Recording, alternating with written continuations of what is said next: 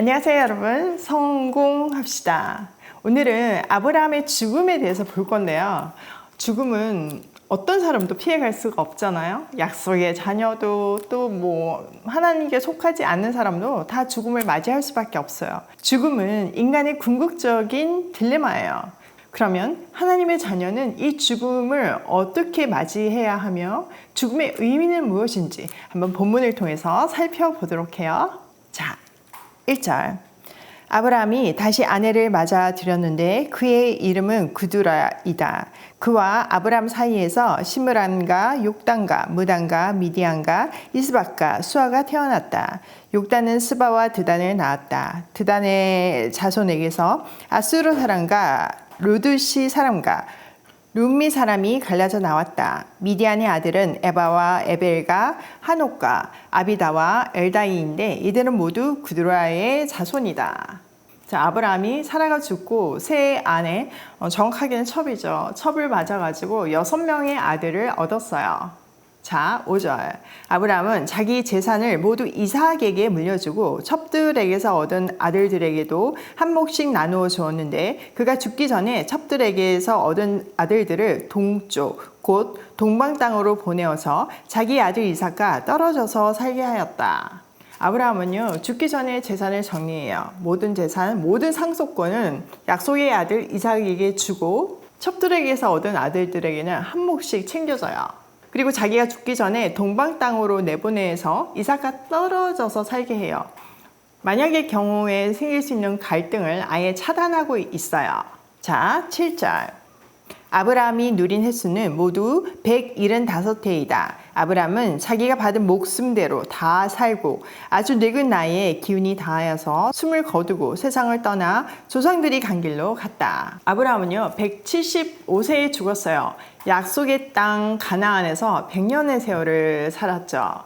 창세기에 제시된 계보와 연대를 한번 살펴보면요. 아브라함은 사라가 죽은 후에 38년 뒤에, 이삭이 결혼한 후 35년 뒤에, 그리고 손자 에서와 야곱의 나이가 15세 때 죽었어요. 아브라함이 이렇게 자기에게 주신 그 생명을 다 살다간 복된 인생을 살았죠. 여기에 기록된 자기가 받은 목숨대로 다 살고라는 말은요, 그냥 수명이 다해서 죽었다 이 정도 의미가 아니고요. 그가 죽었다 이런 슬픈 의미가 아니고요. 하나님이 그에게 허락한 인생을 충분히 누리고 갔다는 의미예요.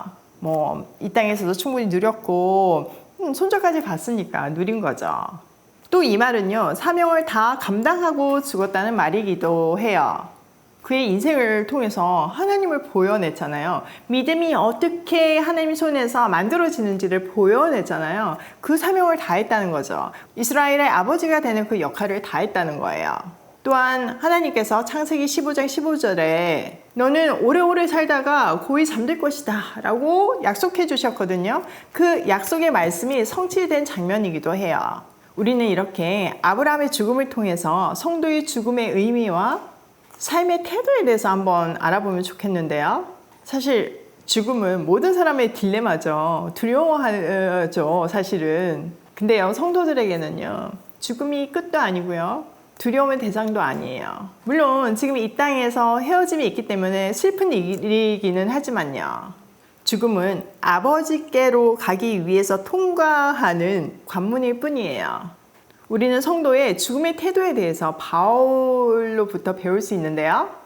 그의 마지막 유언과 같은 디모데후서 4장 6절에서부터 8절을 보면요, 먼저 자기 죽음을 감지하고 있어요. 그리고 그 당시에 그는 정말 그 무서운 지하 감옥에 갇혀 있었잖아요. 사형수들만 갇히는 감옥이에요. 거기서 죽음을 감지하면서 이런 고백을 해요. 나는 선한 싸움을 다 싸우고 달려갈 길을 마치고 믿음을 지켰대요. 그리고 지금 의로운 재판장이 주실 의의 면류관을 기대하고 있대요. 로마가 비록 자기에게 사형수라는 판결을 내리지만 진짜 의로운 재판관이신 하나님께서 그게 아니라는 거죠. 죄인이 아니라 의의 면류관을 씌워주실 의인이라는 생각이 확고했어요. 또 6절에 떠날 때가 되었다는 단어는요, 원문으로 보면 이건 죽음하고 관련이 된 말이 아니에요. 이것은 로마 군대 용어였어요. 로마가 엄청 제국 팽창 정책을 했잖아요. 그래서 많은 로마 군인들이 전쟁에 투입됐어요. 그들이 목숨을 건 치열한 전투에서 승리하고 돌아갈 때 쓰인 단어가 바로 이 떠남이라는 단어예요. 여러분 당시 로마 군인의 심정이 되어서 이 단어를 한번 묵상해 보세요. 지금 생사가 오가는 치열한 전쟁, 뭐 하루 이틀도 아니고 몇 개월 계속되는 기나긴 전쟁이었잖아요. 그 전쟁 중에서 승리의 소식을 듣고 이제는 사랑하는 가족이 있는 집으로 돌아갈 수 있다는 소식을 들었을 때 그들은 얼마나 기뻤을까요? 자, 이제 집으로 가기 전에 이제 짐을 싸고 철수를 해야 되잖아요. 마지막에 뭘 하겠어요? 네, 자기네들이 지내고 있던 텐트를 정리하겠죠.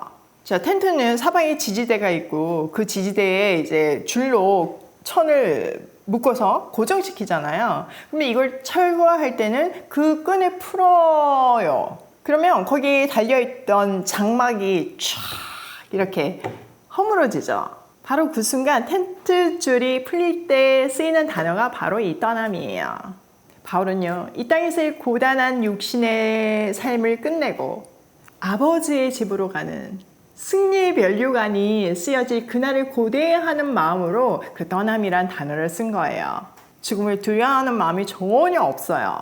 오히려 설레고 기대하는 마음을 그 단어에서 느낄 수 있어요. 사실 여러분, 죽음은요, 이거 나이 순도 아니고요, 건강 순도 아니에요. 하나님께서 각 사람에게 정하신 연수가 있어요. 그리고 그 연수 안에 계획하신 일이 있죠. 지금 아브라함이 이렇게 자기가 받은 목숨대로 다 살고 죽었다는 말은요, 그 정하신 연수에 하나님이 계획하신 일을 다 이루고 죽었다, 이 말인 거예요. 사실 성도는요, 살아있을 때도 우리가 쓰임 받을 수 있지만 죽음을 통해서도 쓰임 받을 수 있잖아요. 때로는 병을 통해서도 하나님의 영광을 드러낼 수 있어요. 그 수많은 고난을 통해서도 하나님을 드러낼 수 있고요. 근데 쉽지 않죠. 너무 괴롭고 무섭죠. 그러나 시선을 하나님께 고정시킬 때 우리는 이 하늘 소망이, 바울이 느꼈던 그 환희를 이 죽음 앞에서 느낄 수 있는 거예요. 그리고 죽음에서 자유할 수 있게 되고요. 하나님이 우리 각 사람을 언제 부르실지 우리는 알 수가 없지만 그 마지막 순간에 바울처럼 달려갈 길을 마쳤다는 고백을 할 수 있는 인생 살기로 해요. 자, 9절. 그의 아들 이삭과 이스마엘이 그를 막벨라 굴에 안장하였다. 그 굴은 마므레 근처 햇사람 소알의 아들 에브론의 밭에 있다. 그 밭은 아브라함이 햇사람에게서 산 것이다. 바로 그곳에서 아브라함은 그의 아내 사라와 합장되었다. 아브라함이 죽은 뒤에 하나님은 아브라함의 아들 이삭에게 복을 주셨다. 그때 이삭은 브엘라 헤로이 근처에서 살고 있었다. 자, 이삭과 이스마엘이 아브라함을 막벨라 굴에 안장했어요. 이스마엘도 아버지의 죽음의 소식을 듣고 찾아와서 이삭과 함께 아버지를 장례 치르는 모습을 볼 수 있죠. 아브라함은요, 그의 아내 사라와 합장되었어요. 아브라함이 죽은 뒤에 하나님은 이삭에게 복을 주셨대요. 하나님의 축복이 그의 아들에게 이어졌다는 말이죠. 약속대로요. 근데 이삭도 보면요, 나이 계산해 보면 거의 20년 동안 불임이었어요. 그의 인생도 만만치가 않죠. 그리고 뭐 뒤에 보면 우물을 팔 때마다 계속 뺏기잖아요. 하나님은 그 가정을 통해서 이삭도 아브라함처럼 믿음의 사람으로 만들어 가셨다는 것을 우리는 추정할 수 있죠. 그 고난을 통해서 하나님을 깊이 만났을 거예요. 진짜 고난이 없이는 우리는 하나님께 가까이 갈 수가 없어요. 하나님을 아는 방법이 고난이라는 것이 너무 힘이 들지만 하나님이 정하신 거니까 우리가 뭐 어떻게 할 수 없는 거죠.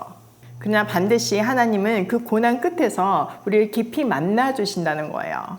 그리고 사명을 감당할 수 있는 사람으로 다듬어 주세요. 그 기대함으로 고난을 이겨내기로 해요. 저도 제 인생을 돌아보면요, 매번 신기해요.